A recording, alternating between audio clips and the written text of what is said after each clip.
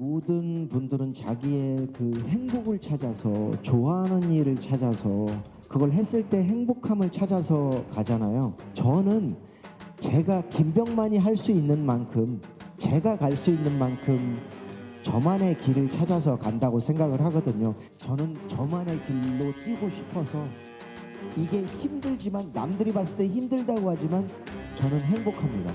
제가 행복하면 저는 그걸로 됐다고 생각하고 저만의 길로 계속 달릴 생각입니다.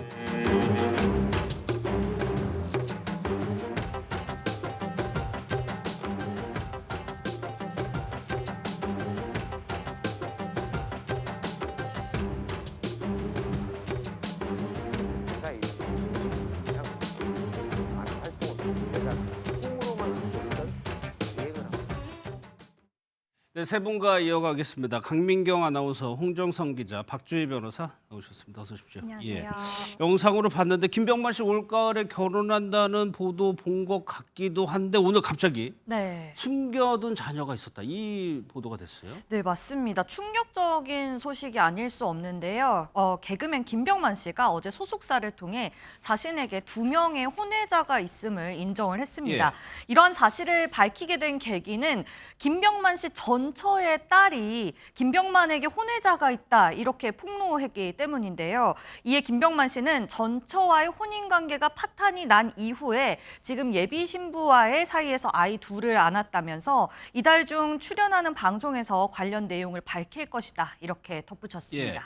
여기서 호칭을 잘 유념해서 들어야 이해가 될 수 있는데 전처의 딸이 폭로를 한 거예요. 그러면은 김병만 씨하고는 친자가 아니라는 얘기입니까? 친자가 아닙니다. 예. 이제 김병만 씨가 2010년에 결혼을 했어요. 2010년에. 네, 이때 7살 연상의 이 비연예인과 결혼을 했는데 이때 제가 알기로 이 여성이 10대의 딸이 있었어요. 그 결혼하는 김병만 씨가 당시 결혼한 7세 연상의 비연예인 부인에게 이제 딸이 있었고 그런데 이제 결혼하면서 함께 산 것에서 그치지 않고 김병만 씨가 이 딸을 자신의 친양자로 입양을 했던 겁니다. 예. 그런데 사실 이제 두 사람 2010년에 결혼을 했는데 얼마 가지 못해서 별거를 시작했다 그래요. 그래서 10년 넘게 별거 생활을 하다가 예. 2023년 9월에 이제 이혼이 확정이 됐는데 이게요 처음에 이혼 제기를 했던 거, 이혼 소송 제기했던 건 2020년 8월이었어요. 예. 그리고 사실은 이제 그 전부터 김병만 씨의 주장은 결혼 파탄이었고, 근데 그냥 법적인 걸로만 봐도 2020년 8월에 이미 이제 이혼 소송을 제기했던 상황이었습니다. 근데 김병만 씨 인생이 참 안타까운 게 쉬운 게 없어요.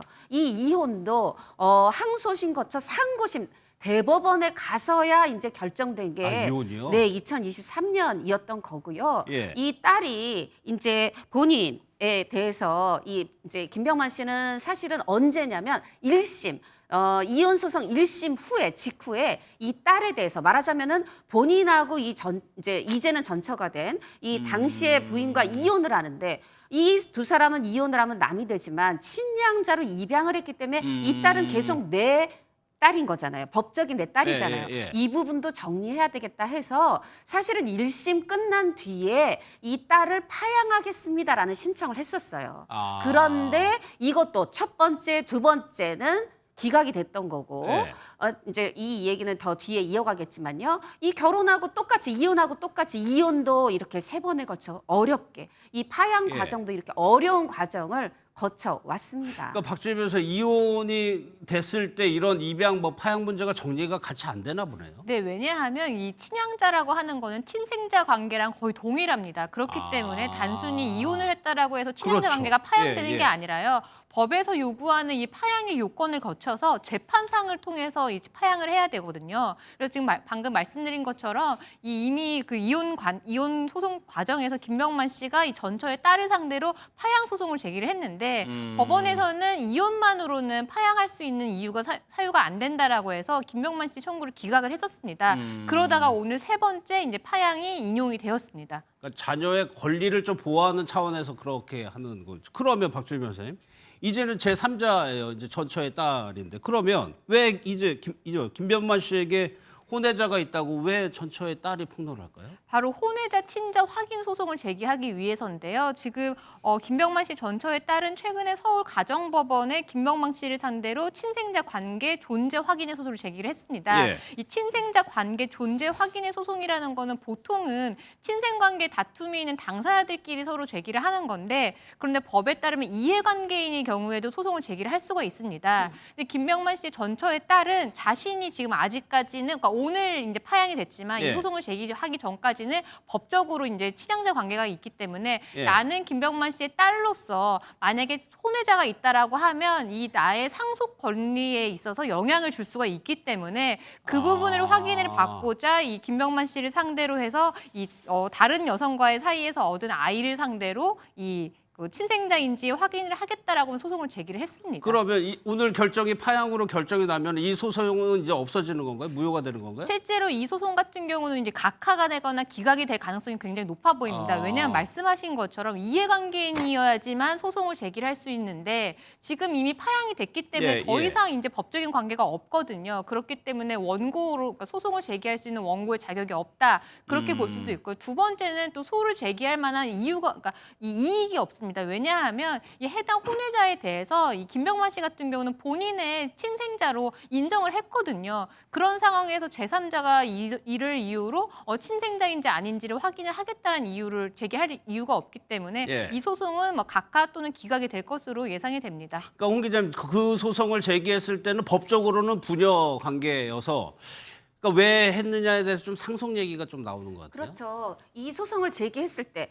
지금 혼외자가 2명 있는데 정말 김병만의 친생자인지 확인해 주세요. 이 소송을 낼 때는 예. 본인이 지금 법적으로 딸입니다. 근데 만약에 친생자예요. 아직 뭐 오는 9월 20일 결혼한다고 하지만 이 결혼하면 또 모든 게 끝나지만 이 소송을 제기할 때는 결혼하기 전이고 아직까지는 이 어떤 뭐 친생자라든가 이런 관계가 좀 대중에게 알려지지 않은 상황이었잖아요. 예. 그런 상황에서 이 딸 입장에서 보면 나는 법적 딸인데 아이가 2명이 태어났어요. 그럼 저 아이들이 친생자가 아니라면 그러면 그때 당시로는 김병만 씨 어떤 상속 권한이 없는 거잖아요. 근데 만약에 내가 지금 이러고 있다가 내가 혼자 어떻게 보면 상속을 다 받을 수 있는 상황인데 어떻게 보면 나눠 가져야 되는 그런 상황이 생기다 보니까 이걸 명확히 해달라 이제 이렇게 한 부분이 있는 것 같은데 이게 오늘 파양되면서 더 이상 본인은 이거를 박 변호사 말씀하신 것처럼 뭐 이거를 따져보거나 이럴 권한이 없게는 됐는데 네. 이게요 연예 기자 입장에서 보면 네. 이게 만약에 각하되지 않으면 그래서 친생자냐 아니냐가 이게 확인이 끝까지 소송이 간다고 하면 이게 결국은 의도는 있든 없든 아이들이 몇 살이냐의 부분이 또 드러납니다. 그러면 결국은 이거는 그러니까 결국 뭐 예를 들어 2020년 이후생이면 모르지만 2020년생 전이다 그러면 아니 결국 혼인파탄 되기 전에 나온 아이들 아닙니까? 또 이 부분을 따지고 싶어하는 근데 이런 여러 가지 복잡한 것들이 그러네요. 좀 얽혀 있는 상황입니다. 예. 그러면 요 전처 딸과 김병만 씨가 과거에 어떤 부녀 관계에 있을 때 모습이 좀 노출된 게 있었나요? 네, 그렇습니다. 정확히 알 수는 없지만 그래도 전에는 이 파양된 딸과 김병만 씨가 그리 나쁜 관계는 아니었던 걸로 추측이 되고 있는데요. 왜냐하면 이 전처와 김병만 씨 이혼 과정에서 전처의 딸이 법원에 제출한 사실 확인서에 따르면 굉장히 고마운 아빠였다 이렇게 내용이 적혀져 있습니다. 예. 내용을 보면 아빠가 키가 작으셔서 키가 큰 저를 항상 자랑스러워하셨다. 사람이 큰 데서 놀아야 한다며 유학을 가라고 했다라고 밝힌 바 있는데요. 부족한 저를 너무 자랑스러워하셨고 원하는 것은 어떻게든 다 들어주려고 하셨으며 제가 잘 모르는 세상의 신기한 것들을 구해서 제시해 주셨다. 또 마지막으로 저를 이만큼 잘 키워주시고 오래도록 큰 사랑과 은혜를 베풀어 주셨던 아버지는 영원히 잊을 수 없는 참으로 고마운 분이었다. 이렇게 진술한 바가 있습니다. 예. 그러니까 2번 파양 소송이 기각되고 이번에 인용이 되고 이거는 어떤 이유가 작용? 이거는 이제 새로운 사실관계가 밝혀져서 그렇기 때문인데요. 처음에 파양 두 번 다 모두 기각이 됐던 거는 법원에서 봤을 때는 이 재판상 파양을 할 수 있는 사유는 만약에 친양자를 상대로 학대를 하거나 아니면 반대로 친양자가 이 양부모를 상대로 폐륜행위를 했을 때 이런 사유가 있어야지만 파양을 할 수가 있거든요. 근데 예. 단순히 이혼을 한 것만으로는 파양 사유가 되지 않는다라고 기각을 했는데 그 사이에 새로운 사실관계가 밝혀졌습니다. 지금 방금 아나운서님이 말씀해주신 거는 이제 사이가 좋았다라는 사실 확인서를 전처의 딸이 제출했다라고 하는데 이혼 소송이 길어지면서 그 사이에 어떤 일이 있었냐면 그 전처가 이 김병만 씨를 상대로 해서 가정폭력을 행사했다고 해서 폭행죄로 고소를 한 건이 있었습니다. 예. 그런데 그 고소 수사 과정에서 전처의 딸이 김병만 씨가 폭행을 행사한 것처럼 이 자신의 엄마의 말을 지지해주는 이런 증언을 한 게 있었거든요. 예. 그런데 이제 결과적으로 김병만 씨가 폭행을 행사했다는 부분에 대해서는 증거가 없다라고 해서 혐의가 없다라고 인정을 받았어요. 그렇기 때문에 이런 부분 과정에서 거짓 진술을 한 거 아니냐, 그러니까는 이 김병만 씨를 상대로 해서 이 무고행위를 한 거 아니냐 이런 부분이 법원에서 인정이 되어서 예. 그래서 이미 친양자와의 관계는 신뢰관계가 파탄이 되었다라고 해서 오늘 파양에 대해서는 인용을 한 것입니다. 예. 그럼 홍 기자님 뭐 이렇게 김병만 씨를 둘러싼 논란들이 제기가 되는데 연예계 활동에 지장이 없을까요? 사실 이제 김병만 씨가 어떤 뭐 여성 팬들 특정 팬층을 상대로 혹은 이제 본인의 뭐 어떤 뭐 외모, 미모 이런 걸로 방송을 했던 게 아니라 예. 어려운 환경에서도 계속 열심히 살아오고 뭔가를 도전하는 그런 이미지였어요. 예. 근데 이제 그런 부분들이 많은 대중은 그 이제 본인의 개인 생활은 되게 좀 복되고 평화롭고 이러길 바랬는데 지금 1년에 그동안은 왜 보이지 않지? 이렇게 공백기에 염려를 보냈는데 이제 복귀하는 과정에서 이렇게 10년 넘게 별거 생활이 있었고 또 예. 전처와의 경제 관계에 있어서 오랫동안 스타로서 활동했지만 별로 수중에 재산도 없다. 이런 문제들이 다 이제 불거지는 상황이 됐어요. 이런 부분에서 대중이 지금까지만으로 보면 김병만 씨를 어떤 이런 가해자, 가정 파탄의 주범 이렇게 보고 있지는 않고 지금 조금 동정과 연민을 보는 측면이 있습니다. 아니 예. 그렇게 활동했는데 이렇게 뭐 경제적으로도 혼인 관계로도 가족 관계도 다 평탄하지 못했구나. 근데 이 부분에 있어서 이제 이런 계속해서 좋지 않은 부분이 아니라 본인이 지금 화면에도 나오지만 저렇게 뭐 아예 비행기 조종까지 예, 배우고 예. 우주인 막 이런 거에도 도전하잖아요. 이런 도전의 모습을 계속 보여준다면 그런 삶의 굴곡도 그런 것에 한 맥락으로 이해될 수 있기 때문에 뭐 저는 제 개인적인 의견입니다. 그렇게 큰 어떤 그 지장을 준다 그쪽은 아닐 거라고 예상을 해봅니다. 알겠습니다.